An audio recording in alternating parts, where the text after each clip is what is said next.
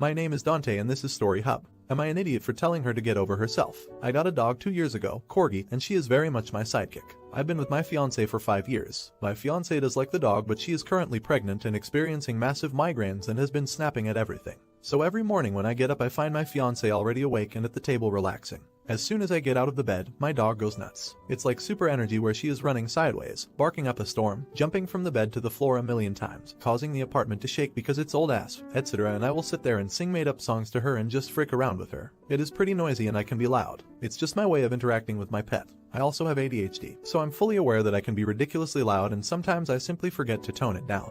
My fiance has complained about it a few times and I will absolutely try to tone it down for a while, but as fricked up as it sounds, the second she stops complaining and it's out of sight, out of mind, I start doing it again. If I catch myself I apologize immediately, but sometimes I don't even catch myself doing it. So she has been getting up earlier than normal because she says she needs peace and quiet away from you and the dog because she can't hear herself think when we get up, and then she starts getting migraines and being overall pissed off. But now she is complaining because I can sense her not in the bed anymore, probably after 20 minutes of her being gone and her warmth no longer there, and then I'm wide awake and the dog senses it and you know. So she's now getting pissed because she thinks I'm purposely not letting her have space and purposely annoying her with my behaviors. I'm not, truly, but it seems like it, I guess. I've tried just laying in bed for a while so she can relax, but I get stir crazy and I also don't feel like I should have to stay in bed so she can be alone when I live here too. But she flipped this morning. I felt her sneaking out of bed this morning at 5 a.m. and tiptoe out of the room. I watched her sit at the table with her book. Well, the dog saw me awake and immediately went ballistic, jumping on the bed, whining, barking, etc. She comes in and says, "Will you guys calm down so I can have time to myself for once?" I just side-eyed her because I'm getting pissed at this point with her demands. She says, well, I tell her to get over herself. Just because she's pregnant doesn't mean I have to change who I am or change how the household works or change my dynamic with my dog. She immediately left after telling me to go frick myself and won't answer my calls. She's been gone for 6 hours. Not an idiot. You are allowed to have fun with your dogs, and just because they don't like her does not mean you should be punished. As for the baby, she's using it to manipulate you and it's honestly a huge red flag.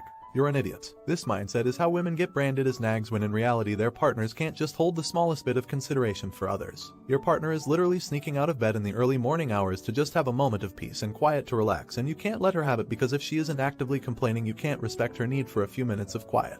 You're an idiot. Do you think this morning routine is going to be helpful once the baby is born? You're loud every single morning and not caring about the physical distress of a person growing a new human in her body. A new human that I'll assume is also yours. Start working on another way to relate to the dog in the morning that allows other people in the house to have peace. Now for the next story. Am I an idiot for buying my daughter a locked storage bin? I, male 53, have a daughter, female 17, who I recently bought this big storage container for. The reason being our daughter has a job and likes buying her own food and snacks for herself. The problem is that her mom invites her aunt, uncle and cousins over all the time, and even since she started buying her snacks and leaving them in the pantry they'd eat them without consulting her. She's asked them many times to not eat them but they don't listen. For reference, she likes to order snacks from other countries as a way to broaden her horizons. She's also linguistically gifted and likes to try and read labels to help expand her vocabulary. These snacks can take weeks to get after she orders them again, and by then her current snacks are gone. My wife didn't do anything, saying that since our daughter kept them in the pantry there for everyone, she moved them to her room and her cousins would go in when she wasn't and take them. I went to a hardware store and bought a big container with a lock, and for extra measure I bought extra locks and drilled holes so that they could be used.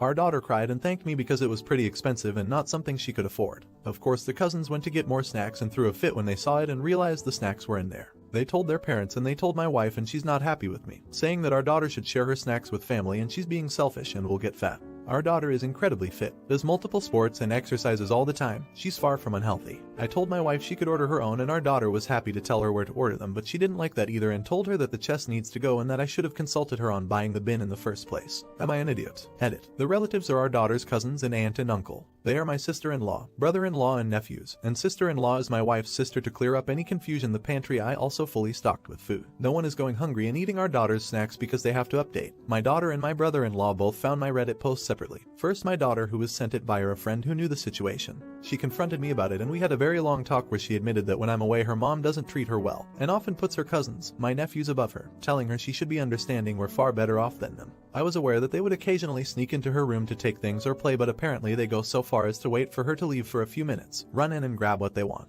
Her mom also makes a lot of comments about her weight. For reference, our daughter takes after me, being taller with some more masculine features such as broader shoulders, while my wife is small and petite. There's many other things I won't say here that my wife has said to our daughter. I didn't bring it up at first and consulted my wife on buying a lock for our daughter's door, which she opposed, even if our daughter said she'd buy it with her own money. She started yelling about how under her roof our daughter has to abide by her rules. The house is technically mine, not hers. She stormed off and immediately began telling all our friends and her sister and brother-in-law that I was being controlling and awful to her. The brother-in-law found the first post and sent it to her, leading to another argument where she accused me of airing our dirty laundry to the world instead of trying to communicate despite me trying to and getting shut down. Once she stormed off, I packed a bag, as did my daughter, and we went to a hotel. Yes, we brought the snack bin, where we have been the past few days while I find a good divorce lawyer. My wife is still spreading lies about me, claiming I tried to kick her out, and all sorts of other lies. I'm finished with her. I don't care what she says. I'll be divorcing her and paying as much alimony as she wants so that I can keep my daughter safe from her. I don't care about the house or anything else. She can keep it all and let her sister, brother-in-law and nephews mooch off her until she's penniless. I'm sorry, this is not a happy update and I doubt I will make one after this. Thank you for opening my eyes, Reddit edit. After so many people have told me not to give up the house, I will be doing my best to fight for it and low alimony for my wife. Me and my daughter shouldn't have had to leave the house we've both grown up in because of my wife. She can live with her sister if she wants to help them so much. Not an idiot. You are an amazing parent. Your wife is toxic. But don't give up without a fight. You are providing for your daughter. The house is yours as your daughter will live with you.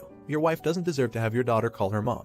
And TAIT's your house. With your daughter to testify with how her own mother treats her, no judge is going to award her the house. Get that divorce attorney and document everything your wife is saying. Also, you may be able to use your Reddit post to back up your claims of how unhinged your wife is. Not an idiot. You need to fight for your house and as little alimony as possible. Remember, every penny you keep from her is a penny more you can spend on your daughter. Education fund, house deposit, wedding fund, etc. Besides, that's your daughter's home you're talking about. Don't give it away to her toxic mother. Now for the next story. Am I an idiot for posting the reasons that I excluded some people from my child-free wedding? My sister got married last summer. She had a very elegant and beautiful wedding and reception planned. It was child-free. She sent a gracious note to everyone who sent their regrets and thanked them for understanding her desires for her wedding and respecting them enough to RSVP in the negative. She also invited them to a party later that summer at her home if they wanted to take pictures with her and her wedding party in their fancy clothes. I thought it was well handled and classy. Several people did not understand the meaning of child-free and brought their kids anyway. One screamed through the ceremony and the mom would not leave the chapel because she did not want to cause a fuss. There were no problem extra places for them at the reception, so their parents had to share their food with them. The worst was the kid that wanted a cupcake off the table the wedding cake was on.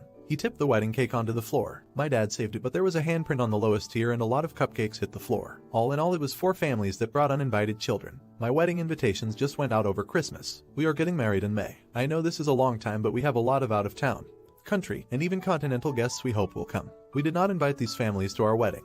We have a Facebook group for the wedding for people to share pictures and memories that we might put in the wedding video. They found out about the group and posted to my personal page about being excluded and asking why we are not inviting them. I messaged them privately and asked them to take down their posts and explained that my wedding was smaller and I wasn't having as many guests as my sister. They went public again and bitched about me excluding them for no good reason. So I posted the receipts. I posted a video my cousin sent me of the kid crying during the ceremony and the parents doing nothing. The video of the kid freaking out because he had to share trop for supper. The before and after pictures of the wedding cake table. And I also asked if they knew in advance that they were not supposed to bring their kids to the wedding. Then everyone started piling on. To them, I guess there was a lot of stuff I missed, including one of them changing a kid on the table with the guest book because the closest bathroom did not have a baby station. Now they are all calling me an idiot for embarrassing them for having children and wanting to be part of family events. I said that they could not understand why rules were in place and that is why they were not invited. My uncle posted about how embarrassed he was that his daughter was one of these entitled jerks and offered to pay my sister for the cake that got wrecked. He had been unable to attend and hadn't heard about the cake. So am I an idiot? Not an idiot. They tried to publicly shame you for not inviting them, when they could have just messaged you privately and avoided the embarrassment. They don't get to try to publicly embarrass someone only to then get upset when it gets turned right back around on them.